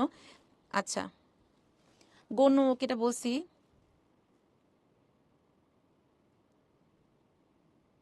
এই চ্যাপ্টারে কয়টা লেকচার? আর মেবি একটা বা দুইটা হবে। ঠিক আছে, তোমার রুটিনটা দেখে নিও, তাহলে হবে। দুইটা পরাগনালী একসাথে পতিত হলে যেটা আগে পৌঁছাতে পারবে পরাগনালী, সেটা আগে নিষেক করবে। ঠিক আছে, আচ্ছা। ক্যালোজোগ্যামিতে কিসের সাহায্যে প্রবেশ করবে? ক্যালোজোগ্যামিতে পরাগনালিকায় জাস্ট ডিম্বক মূল দিয়ে প্রবেশ করবে। ডিম্বক মূল ভেদ করে আগে প্রতিপাদ কোষটাকে নষ্ট করবে, তারপরে ভিতরে আসবে। ঠিক আছে আখি, একদম ভিতর দিয়ে আসবে, ভিতর দিয়ে এসে প্রথমে প্রতিপাদ কোষকে নষ্ট করে তারপরে নিচে নামবে। শস্যটা তো বীজ খায়, শস্যটা তো বীজ খায়, মানে বীজকে না, ভ্রূণকে পুষ্টি দেয়। ঠিক আছে, ফুল ফল হয় না কেন? আসলে সকল, মানে আমরা পড়েছি না কিছু সপুষ্পক আর কিছু অপুষ্পক, তো সকল সপুষ্পক বা সকল আবৃতবীজিতে কিন্তু ফুল ফল হয় না, বা হলেও অনেক সময় আমরা সেটাকে দেখি না, মানে চোখে ভিজিবল হয় না, নষ্ট হয়ে যায়। আচ্ছা, তাহলে চলো আমরা এবার একটু ব্রেকে চলে যাই। এখন বাজে হচ্ছে তোমার 5টা 24। আমরা যদি 10 মিনিট ব্রেক দিই, আমরা ইনশাল্লাহ 5টা 34-এ শুরু করবো। ঠিক আছে, 5টা 34 থেকে ইনশাল্লাহ শুরু করব।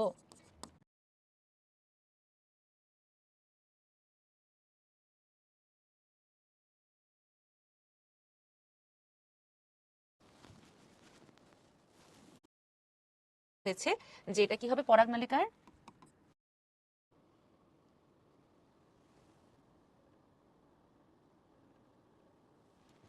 হ্যাঁ জুহি, পোরোগামির এক্সাম্পল সিম্পল ফ্রুট, যেগুলো আমরা হচ্ছে গিয়ে মানে বাস্তবে বেশি খেয়ে থাকি আর কি, সেগুলো সবই পোরোগামি। ওকে, আচ্ছা, তাহলে হচ্ছে আমরা যাওয়ার আগে পড়েছিলাম যে আমাদের নিষেকের পয়েন্টগুলো কি কি। হ্যাঁ, তো চলো আমরা এখন দেখি। এখানে আমরা দুটো পয়েন্ট অলরেডি দেখে ফেলেছি। বাকি পয়েন্টগুলোর মধ্যে প্রথমে বলা হয়েছে যে এটা কি হবে? পরাগনালিকার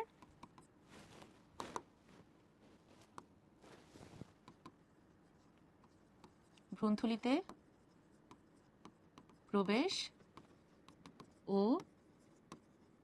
শুক্রাণু নিক্ষিপ্তকরণ। এরপরে কি বলা হয়েছে? ভ্রূণথলিতে ডিম্বাণুর সাথে একটি এবং গৌণ নিউক্লিয়াসের সাথে একটি শুক্রাণুর মিলন। তাহলে এই ছবিটা তোমরা সুন্দর মতন এঁকে প্র্যাকটিস করবা। ওকে, তাহলে এবারে চলে আসি আমরা হলো নিষেকের পরিণতি। তাহলে নিষেকের পরিণতিটা আমরা শুরু করব কাকে দিয়ে? ভ্রূণের পরিস্ফুটন দিয়ে। তাহলে সবার আগে আমরা কাকে দিয়ে শুরু করবো বলো তো? ভ্রূণের পরিস্ফুটন। আচ্ছা, তাহলে আমাদের হচ্ছে ভ্রূণের যখন পরিস্ফুটন হবে, এই ভ্রূণটা অ্যাকচুয়ালি কোত্থেকে আসবে বলো তো? আমাদের হচ্ছে নিষেকের ফলে আমরা যে এতক্ষণ পর্যন্ত ভ্রূণথলি দেখলাম, বিভিন্ন অংশ দেখলাম, এদের মধ্যে আমাদের এই ভ্রূণটা বেসিক্যালি কার কাছ থেকে আসবে বলো তো? ভ্রূণটা বেসিক্যালি কার কাছ থেকে আসবে বলো তো?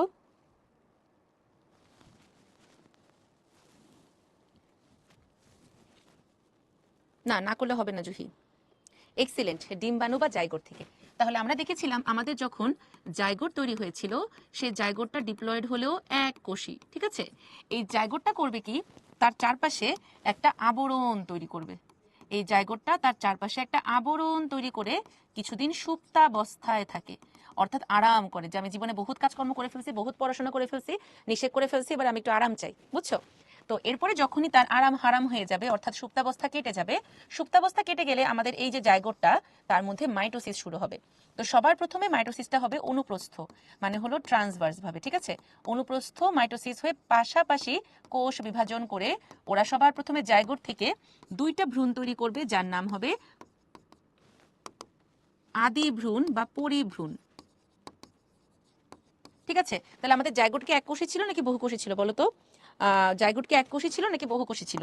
এটাকে আমরা পরিভ্রূণ না বলে আদিভ্রূণ বললে বেশি ভালো হয়। ওরা ছিল এক কোষী, সেখান থেকে আমরা দুইটা কোষ পেলাম, দ্বিকোষী আদিভ্রূণ পেলাম। এই দ্বিকোষী আদিভ্রূণটাই পরবর্তীতে ম্যাচিউর হয়ে একটা পূর্ণাঙ্গ ভ্রূণে রূপান্তরিত হবে, ঠিক আছে। এই পূর্ণাঙ্গ ভ্রূণে রূপান্তরিত হবে। তাহলে আমাদের নিষেকের পরে অর্থাৎ সিনগ্যামির পরে জাইগোট কিছুকাল সুপ্তাবস্থায় থাকবে এবং তার চারপাশে একটা আবরণ তৈরি করবে। এই সুপ্তাবস্থাটা এক এক গাছের জন্য এক এক রকম হয়। পরবর্তীতে যখন সুপ্তাবস্থা কেটে যায় তখন জাইগোটে পাশাপাশি মাইটোসিস শুরু হবে। পাশাপাশি মাইটোসিস করে সবার প্রথমে আমাদের একটা থেকে দুইটা কোষ তৈরি করে, ঠিক আছে। এই দুইটা কোষ তৈরি করার ফলে আমার এই দুইটা কোষের অবস্থাকে বলা হয় দ্বিকোষী আদিভ্রূণ। এই দ্বিকোষী আদিভ্রূণটাই পরবর্তীতে ম্যাচিউর হয়ে একটা পূর্ণাঙ্গ ভ্রূণ তৈরি করবে, ঠিক আছে। তাহলে আমরা তো এতক্ষণ পর্যন্ত ভ্রূণের পরিস্ফুটন দেখে ফেললাম। এখন আমরা দেখব হচ্ছে শস্যের উৎপত্তি। তাহলে 2 নাম্বার পয়েন্ট কি হবে বলো তো? শস্যের উৎপত্তি। তাহলে আমরা শস্য কার কাছ থেকে পেয়েছিলাম? আমাদের একটা শুক্রাণু একটা ডিম্বাণুর সাথে মিলিত হয়ে তৈরি করেছিল আমাদের জাইগোট, আরেকটা শুক্রাণু আরেকটা ডিম্বাণুর সাথে মিলিত হয়ে তৈরি করেছিল এন্ডোস্পার্ম, যাকে আমরা বলেছিলাম ত্রিমিলন। এই যে এন্ডোস্পার্ম, সে প্রচুর পরিমাণে স্টার্চ, প্রোটিন এবং লিপিড তৈরি করে, ঠিক আছে। স্টার্চ, প্রোটিন এবং লিপিড তৈরি করে। এই স্টার্চ, প্রোটিন এবং লিপিড পরবর্তীতে আমাদের ভ্রূণকে পুষ্টি দেয়। এখন তুমি চিন্তা করো, ভ্রূণকে পুষ্টি দিতে দিতে যদি একটা সময় আমাদের এই যে তোমার শস্যগুলো নিঃশেষ হয়ে যায়, তাহলে কি আমরা সেই ফলের মধ্যে আর কোনো ক্রপস বা কোনো শস্য পাবো? পাবো না। তাহলে ভ্রূণকে পুষ্টি দিতে দিতে যদি আমাদের হচ্ছে গিয়ে শস্য নিঃশেষ হয়ে যায়, তখন ওদেরকে আমরা বলে থাকি অশস্যল বীজ। যেমন কি ধান, গম, ভুট্টা, ওরা হলো অশস্যল বীজ। কিন্তু ওরা যদি নিঃশেষ না হয়ে যায়, কিছু রসালো অংশ থাকে, ওদেরকে বলা হয় শস্যল বীজ, যেমন ছোলা, মটর, শিম। ওকে। তাহলে আমাদের এই শস্যগুলো যখন বৃদ্ধিরত ভ্রূণকে পুষ্টি দিবে, পুষ্টি দিতে দিতে যদি একটা সময় ওরা নষ্ট হয়ে যায়, তখন অশস্যল নিঃশেষ হয়ে গেল। আর যদি একটু হলেও রয়ে যায়, তখন তাদেরকে আমরা কি বলবো? শস্যল বীজ বলবো। বুঝা গেছে? আচ্ছা, তাহলে এবারে দেখো, শস্যের উৎপত্তির পরে আমাদের আসবে হচ্ছে ফলের সৃষ্টি। তাহলে বলো তো, এই যে আমাদের যে স্ত্রী কেশর ছিল, এই স্ত্রী কেশরের কোন রসালো অংশটা ফল তৈরি করে? আমাদের গর্ভাশয়, গর্ভদণ্ড, গর্ভমুণ্ড, ঠিক আছে। আমরা পড়েছিলাম যে আমাদের গর্ভমুণ্ড, গর্ভদণ্ড এগুলোর কাজ শেষ, এগুলোর এখন কোনো কাজ নাই। তাহলে ওরা কি হয়ে যাবে? ওরা হচ্ছে নষ্ট হয়ে যাবে। তাহলে আমাদের ফল তৈরি হবে কোত্থেকে? গর্ভাশয় থেকে, ঠিক আছে। কিন্তু আমাদের নগ্নবীজী উদ্ভিদ যারা, ওদের কোনো গর্ভাশয় নাই, এজন্য ফলও নাই, এজন্য বীজ ফলের ভিতরে আবৃত অবস্থায় না থেকে নগ্ন অবস্থায় থাকে। বুঝে গেছে? আম যেমন তোমার হচ্ছে অশস্যল বীজ, কারণ ওদের ক্ষেত্রে আমরা যে ফ্রুটসটা খাই এটা কিন্তু ওদের ফল বা গর্ভাশয়, আমরা কিন্তু ওদের ক্রপসটা পাই না, ঠিক আছে। তাহলে আমরা last but not the least এখন দেখবো হচ্ছে বীজের উৎপত্তি। তাহলে 4 নম্বর পয়েন্ট কি হবে বলো তো? বীজের উৎপত্তি। তাহলে বীজ কার কাছ থেকে এসেছিল তুমি চিন্তা করো, তাহলে বুঝতে পারবে। আমরা হচ্ছে ভ্রূণথলিতে পেয়েছিলাম আমাদের যাবতীয় কি কোষগুলো। তাহলে ভ্রূণথলির ভেতরে ছিল ডিম্বাণু, ভ্রূণথলির বাইরে ছিল আমাদের কি বলতো? ডিম্বক, আর ডিম্বকের একদম বাইরে ছিল আমাদের ডিম্বাশয়। তাহলে আমাদের ভ্রূণথলির একদম ভেতরে যে ডিম্বাণু ছিল, এই ডিম্বাণু থেকে তো কি পেয়েছি আমরা? ভ্রূণ পেয়েছি। তাহলে ডিম্বাণুর চারপাশে বেষ্টন করে আমাদের যে ডিম্বকটা, এই পুরা ডিম্বকটা কি হয়ে যাবে? বীজ হয়ে যাবে। আর ডিম্বকের চারপাশে পুরাটাকে বেষ্টন করে আমাদের যেই গর্ভাশয়টা, এই গর্ভাশয় পুরোটা কি হয়ে যাবে? ফল। তুমি আমের আটির কথা চিন্তা করো, আমের যে ফলটা আছে, সে আমের ফল কেটে ফেললেই ভিতরে থাকে আটি, আর আটির ভেতর থেকে কি ভ্রূণ বের হয়। দেখবা ছোলা বা যে কোনো বিচিকে আমরা যদি পানিতে ফেলে রাখি, তাহলে ভিতর থেকে গাছ গজায় যায়, তাই না? তাহলে এই যে তোমার পুরো ফলটা, এটা তৈরি হয় গর্ভাশয় থেকে। তাহলে ফলের ভেতরে তোমার বীজ, যেটা আমাদের গর্ভাশয়ের ভিতরে ডিম্বক থেকে আসে, আর বীজের ভিতর থেকে যে নতুন গাছটা হবে, সেটা আমাদের কি হবে বলতো? এই যে ডিম্বকের ভিতরে ডিম্বাণু থেকে আসবে। তাহলে এতটুকু সবার কি ক্রিস্টাল ক্লিয়ার? এতটুকু সবার কি ক্রিস্টাল ক্লিয়ার? শস্য, তালেবাস, দন্তাস যে কোনোটা দিয়ে লেখা যায়, বুঝছো, কোনো সমস্যা নাই। আচ্ছা, ধান এখানে অশস্যল নাকি শস্যল এটা আমি ঠিক শিওর না, হ্যাঁ, এটা তোমরা একটু প্যারালাল টেক্সট দেখে তাহলে কনফার্ম হয়ে নিও। বাট আমার ধারণার মতে ধান শস্যলই হওয়ার কথা, তাই না? সো তোমরা শস্যল আর অশস্যল বীজের এক্সাম্পলটা একটু তোমরা হচ্ছে কি পিটি দেখে নিও, এটা নিয়ে আমি একটু কনফিউজড, বুঝছো। শস্যল অশস্যল বীজের যে উদাহরণটা, এটা তোমরা প্যারালাল টেক্সট দেখে নিও। আচ্ছা,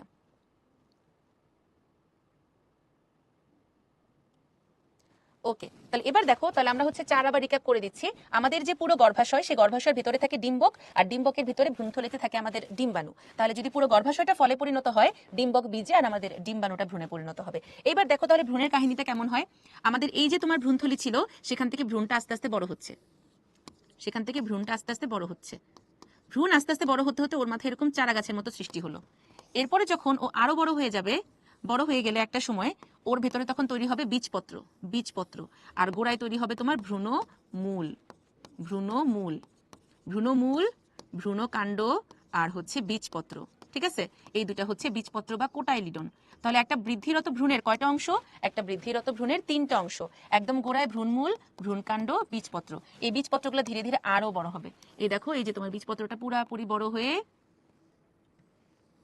পুরা বীজটাকে বেষ্টন করে ফেলছে। ঠিক আছে, তাহলে এই যে আমার একদম গোড়ায় ছিল ভ্রূণমূল, ভ্রূণকাণ্ড, এগুলো হচ্ছে বীজপত্র। ইংরেজিগুলো পড়ে রাখতে পারো, অনেক সময় ইংরেজি দিয়ে দেয়। ঠিক আছে, তোমার ভ্রূণমূল হচ্ছে গিয়ে তোমার রেডিক্যাল, ভ্রূণকাণ্ড হচ্ছে প্লুমিউল, আর বীজপত্র হচ্ছে কোটাইলিডন। ওকে, তাহলে এবার বলো, গাছের মূল তৈরি করবে কোনটা থেকে? গাছের মূল তৈরি করবে কোনটা থেকে বলো তো? না রে, ফলের রসালো অংশ শস্য না। আমাদের ফলের রসালো অংশটা অ্যাকচুয়ালি ফল। ঠিক আছে, আর শস্য হবে তোমার ফলের যে ভেতরে যে অংশটা থাকে। ঠিক আছে, না রে, নেটামে দিনিশেক হয় না। নেটামে হচ্ছে গিয়ে জাইলেমের ভেসেল এবং ফ্লোয়েমের সঙ্গী কোষ থাকে। নেটামে আমরা দিনিশেক পাবো না পৃথা, বুঝছো? রাফি, তুমি আমার কথা যতটা চিন্তা করতেছো, ততটা নিজের কথা চিন্তা করলে তোমার বহুত উন্নতি হইতো। ঠিক আছে, আমরা বাঙালিরা এমন, আমরা নিজের চরকায় তেল না দিয়ে অন্যের চরকায় বেশি তেল দেওয়া পছন্দ করি। এই জন্য এখন থেকে নিজের চরকায় তেল দিবা, দেখবা জীবনে বহুত উন্নতি হবে। ঠিক আছে ভাইয়া? আচ্ছা, আরেকবার বোঝান ওকে, আমি আরেকবার বোঝাচ্ছি।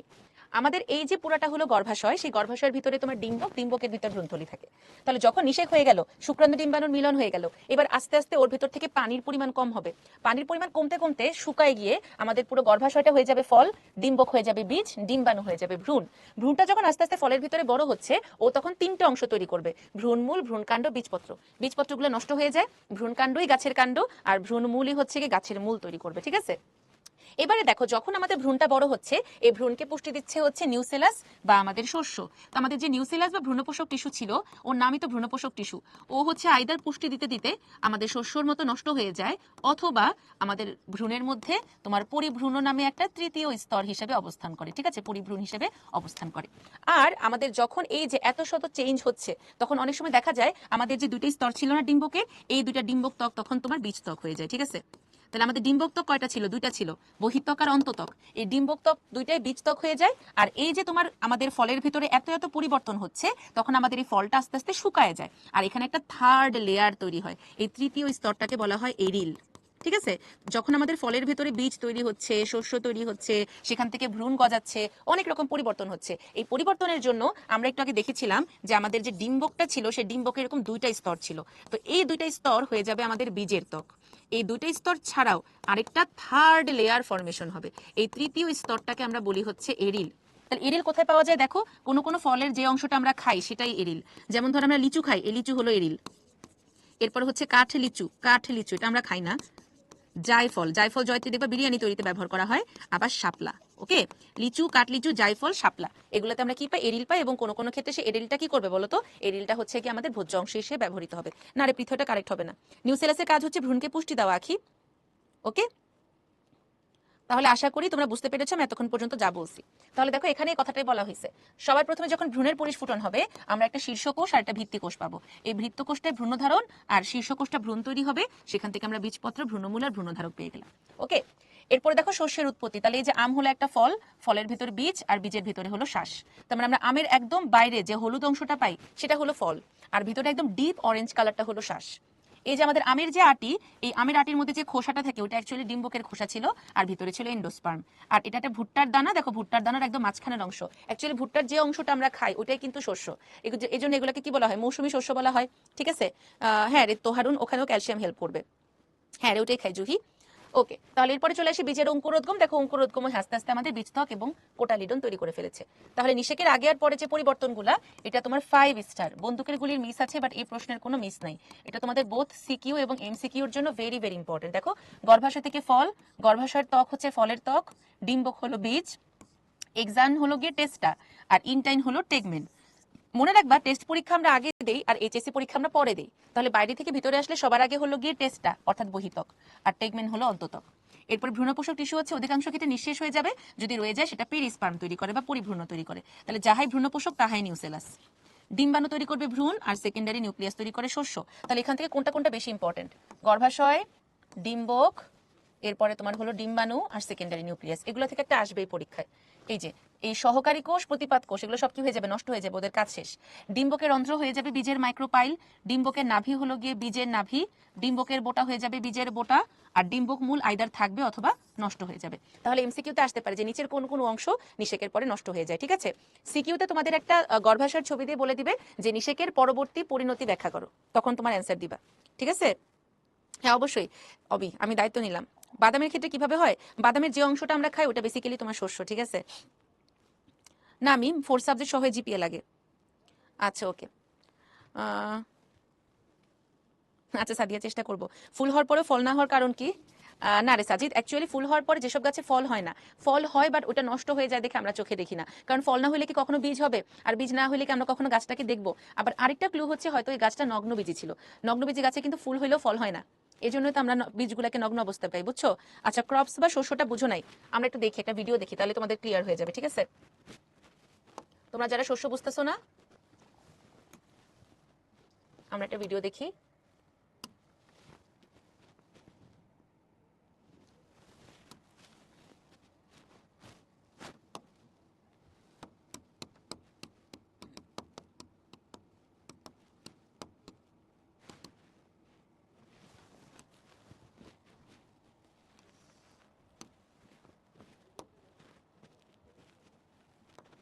দেখো এখানে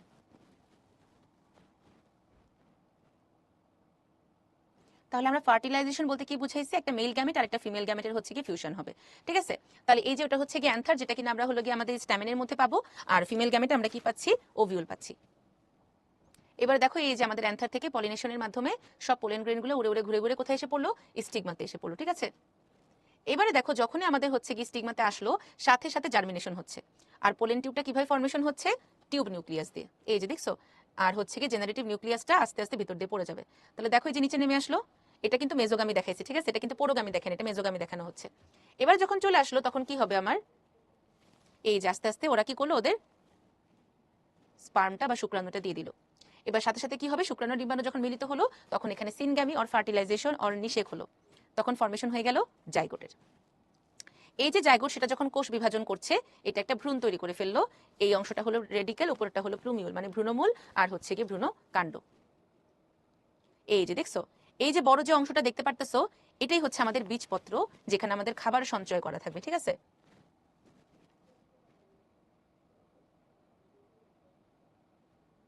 এরপরে দেখো আমাদের সামনে এই যে দেখো পুরো গর্ভাশয়টা কি হয়ে গেল। দাঁড়া আমি এটা স্কিপ করে ফেলছি।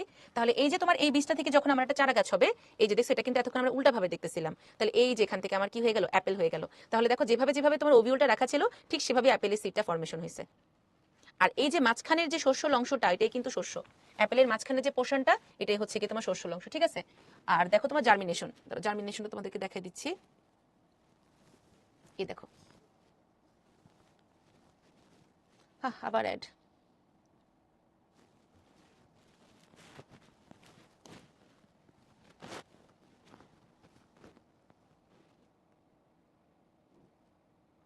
তাহলে সিডস থেকে যখন একটা প্ল্যান্ট গ্রো করবে তখন ওতে জার্মিনেশন হবে। কিভাবে হচ্ছে? এই যে দেখো নিচের দিকে আমার দুইটা কোটালিডন ফর্মেশন হয়েছিল। এই কোটালিডনগুলো একটা প্ল্যান্ট যত বড় হবে তত তাড়াতাড়ি নষ্ট হয়ে যাবে, ঠিক আছে? তাহলে আমরা কিন্তু আগের ভিডিওর হচ্ছে কন্টিনিউশনে দেখছিলাম যে প্লুমিউল কোনটা, রেডিকেল কোনটা।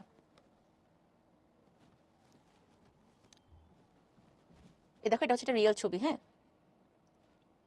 এটা হলো কি বীজত্বক বাইরের দিকে। এই যে এখান থেকে আস্তে যখন গাছটা বড় হইতেছে, প্লুমিউল হয়ে গেছে মূল, আর উপর থেকে দেখো আস্তে আস্তে গাছ গজাচ্ছে। তার মানে আমরা হচ্ছে একটু আগে অ্যাপেলের যে সাদা অংশটা দেখছি, ওই রসালো অংশটাই কিন্তু পুরাটা ফল, আর ভিতরে থাকে শস্য। এই যে দেখো আস্তে আস্তে প্ল্যান্টটা বড় হইতেছে। এবার তোমাদেরকে এখানে এগুলো তো আমরা বুঝছি, আসলে আমরা একটু শস্যটা তোমাদেরকে ভালো করে দেখাই, তাইলে বুঝতে পারবা এন্ডোস্পার্মটা।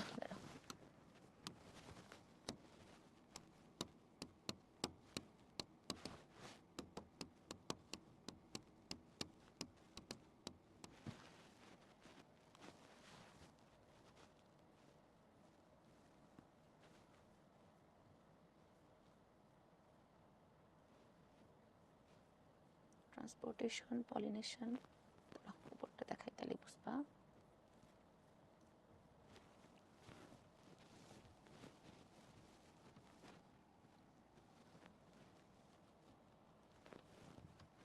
এগুলো আমরা সব অলরেডি আগের ভিডিওতে দেখে ফেলছি। এই যে দেখছো আমাদের হচ্ছে কি 2টা থেকে যে 4টা সেল হয়েছে, 4টা থেকে 8টা আর 8টা থেকে 16টা সেল যখন হয়েছে,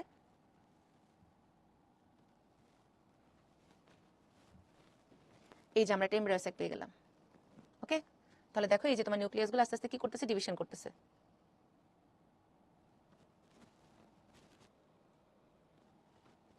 এই যে আমরা এখানে 8টা সেল পেয়ে গেছি। এবার দেখো ওরা কি সুন্দর করে রিঅ্যারেঞ্জড হয়ে উপরে আর নিচে চলে গেল, দেখছো? এই যে ওরা এখন একটা অল্প অল্প সাইটোপ্লাজম আর অল্প অল্প মেমব্রেন নিয়ে চারপাশে সারাউন্ড করে তোমার হচ্ছে কি ফরমেশন করে ফেলো এমব্রায়ো স্যাক।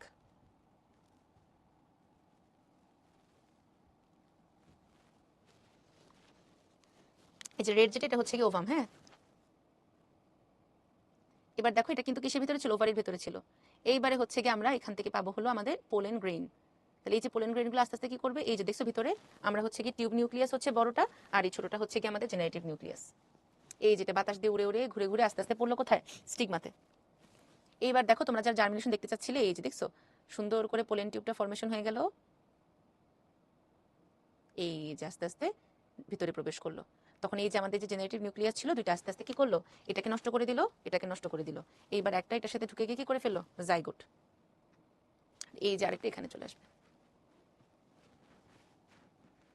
এবারে চলো দেখি কিভাবে হয়।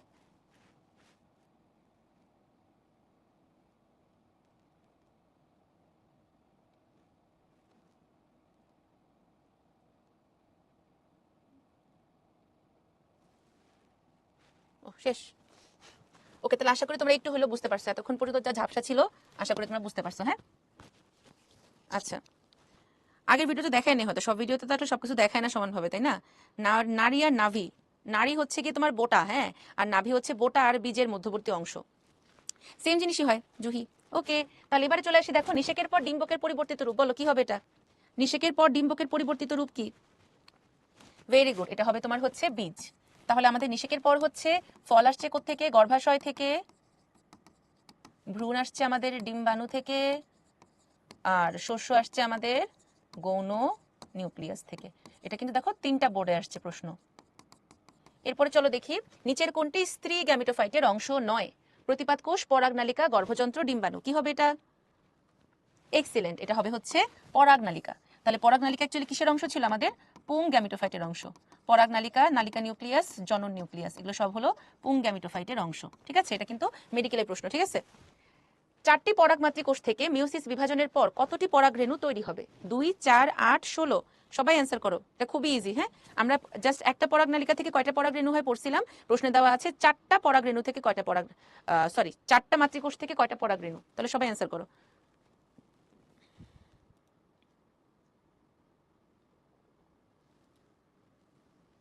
ভ্রূণ থেকে বীজপত্র তৈরি হলে বীজ কি করে? আচ্ছা, বীজপত্র আর বীজ কিন্তু একই জিনিস না। আমার বীজের ভিতরেই তো ভ্রূণ তৈরি হচ্ছে, তাই না আফরা? তাহলে তোমার হচ্ছে গিয়ে যেটা কিনা ভ্রূণ থেকে তৈরি হলো সেটা তো বীজের ভিতরেই আছে। তাহলে বীজপত্র তো বীজের একটা অংশ না? আর বীজপত্র আর বীজ দুটা সম্পূর্ণ আলাদা জিনিস, ওটা বীজের ভিতরেই পাওয়া যায়। যারা এন্ডোস্পার্ম বুঝে না আসলে আমি। ওকে, তাহলে আমি এখন পোল ক্লোজ করে দিচ্ছি। 5, 4, 3, 2, 1, শেষ। ভুলে বি ক্যাপ লেগে গেছে, ও আচ্ছা চাপ লেগে গেছে। এখন এত ভুল করলে তো হবে না, ভুল করে মিস্টেক। ঠিক আছে, ভুল করে মিস্টেক হয়ে গেছে। তো এটা কি হবে অ্যান্সার? আমরা জানি একটা পরাগরেণু থেকে একটা মাতৃকোষ থেকে 4টা। তাহলে আমাদের প্রশ্নে কি চেয়েছে? 4টা। তাহলে 4টা থেকে 4 4 কয়টা? 16টা। এই ঐকিক নিয়ম যদি করতে না পারো তাহলে তো একদম মানে পিট্টু দেওয়া উচিত তোমাদেরকে। তাহলে তোমার মুনতাসির আর নাইম ভুল করেছে, সোহান, তাসনিম, নুহা, রিফাত, ইভা, সাদিয়া, আসাদ, নুহা, রিমি, শ্রাবন্তী, তোমাদের সবাইকে কংগ্রেচুলেশনস। ওকে, নিষেকের ফলে কোনটি উৎপন্ন হয় না? দেখো জাইগোস্পোর। জাইগোস্পোর ছিল আমাদের হলো কিসের? স্পোরোফাইটের প্রথম কোষ। মনে রাখবা, এটা হচ্ছে আমাদের কি স্পোরোফাইটের প্রথম কোষ। পরীক্ষা কিন্তু আসে যে পুং গ্যামিটোফাইটের প্রথম কোষ কোনটা? তোমার হচ্ছে গিয়ে পরাগরেণু বা শুক্রাণু। স্ত্রী গ্যামিটোফাইটের প্রথম কোষ কোনটা? ডিম্বাণু বা হলো মেগাস্পোর বা তোমার হলো গিয়ে স্ত্রী রেণু। আর স্পোরোফাইট মানে ডিপ্লয়েড গাছ। সো ডিপ্লয়েডের প্রথম অংশ কি? জাইগোট বা জাইগোস্পোর বা ওস্পোর। আচ্ছা, উদ্দীপকের এই অংশ থেকে বি অংশ তৈরির প্রক্রিয়া বর্ণনা করো। তাহলে উদ্দীপকে এ হলো স্ত্রী রেণু এবং বি হলো ভ্রূণথলি। তাহলে আমাদের স্ত্রী রেণু থেকে ভ্রূণথলি তৈরি প্রক্রিয়ার নামই হলো স্ত্রী গ্যামিটোফাইটের উৎপত্তি, বা আমরা বলতে পারি মেগা স্পোরোজেনেসিস। তারপরে তোমরা সুন্দর করে স্ত্রী গ্যামিটোফাইটের উৎপত্তিটা পয়েন্ট করে লিখে ছবিটা এঁকে দিবা, ঠিক আছে? তাহলে আগে তুমি পরিচয় দিবা এ আর বি কি জিনিস, তারপরে তুমি স্ত্রী গ্যামিটোফাইট কি জিনিস বলে অবশ্যই ছবি এঁকে দিবা, ঠিক আছে? আচ্ছা, একজন কোয়েশ্চেন করেছিল যে আপু পরিণতি পরীক্ষায় সিকিউতে কিভাবে আসবে। দেখো, উদ্দীপকে উল্লেখিত চিত্রের বিভিন্ন অংশের নিশকোত্তর পরিণতি বিশ্লেষণ করো। তাহলে উদ্দীপকে উল্লেখিত চিত্রটা কিসের? এটা হলো ভ্রূণথলির অংশ। তাহলে তোমার নিশকোত্তর বিভিন্ন পরিবর্তন বা পরিণতি তুমি চাইলে এটা ছক করে লিখতে পারো, পয়েন্ট করে লিখতে পারো, জাস্ট দুইটা কলাম দিয়ে হাইফেন দিয়ে লিখতে পারো, যেভাবে তোমার খুশি, ঠিক আছে? ওকে, তাহলে নিষেক ও দ্বিনিষেকের পার্থক্য লিখো। তাহলে চলো আমরা দেখে ফেলি। নিষেক মানে কি বলতো? শুক্রাণু ও ডিম্বাণুর মিলনকে বলা হচ্ছে নিষেক, শুধুমাত্র শুক্রাণু আর ডিম্বাণুর মিলন। আর দ্বিনিষেক বলতে কি বোঝাবে? আমাদের যে সিনগ্যামি সেটাও আসবে, আবার আরেকটা শুক্রাণুর সাথে গৌণ নিউক্লিয়াসের মিলনকেও বুঝাবে, তাই না? এটাই হলো কি আমাদের দ্বিনিষেক। তাহলে নিষেকের ফলে আমাদের কি তৈরি হয়? নিষেকের ফলে আমাদের তৈরি হয় জাইগোট, আর দ্বিনিষেকের ফলে আমাদের কি তৈরি হয়? জাইগোট ও শস্য। নিষেক কাদের হয়? নিষেক হচ্ছে গিয়ে তোমার সকল উদ্ভিদে হয়। আর দ্বিনিষেক কাদের হয়? দ্বিনিষেক হয় শুধুমাত্র আবৃতবীজী আর নগ্নবীজী উদ্ভিদের ক্ষেত্রে শুধুমাত্র কাদের হয়? ইফিড্রাতে হয়। আমরা কি দ্বিনিষেকে হচ্ছে গিয়ে ত্রিমিলন পাই? না, দ্বিনিষেকে কোনো ত্রিমিলন হয় না, কোনো ট্রিপ্লয়েড কোষ সৃষ্টি হয় না। কিন্তু দ্বিনিষেকের ক্ষেত্রে আমাদের ত্রিমিলন হয় এবং একটা ট্রিপ্লয়েড শস্য তৈরি হয়। তাহলে তোমরা কিন্তু চাইলে 4টা 5টা 6টা পয়েন্ট লিখতে পারো, এরকম সুন্দর করে তোমরা পার্থক্য যেহেতু চাইছে কলাম করে লিখবা, ঠিক আছে? ওকে, তাহলে তোমরা হোমওয়ার্ক করে অবশ্যই আমাদের হচ্ছে যে এখানে জমা দিবা। আপু যেভাবে লিখে দিলাম এখানে অবশ্যই HW জমা দিবা।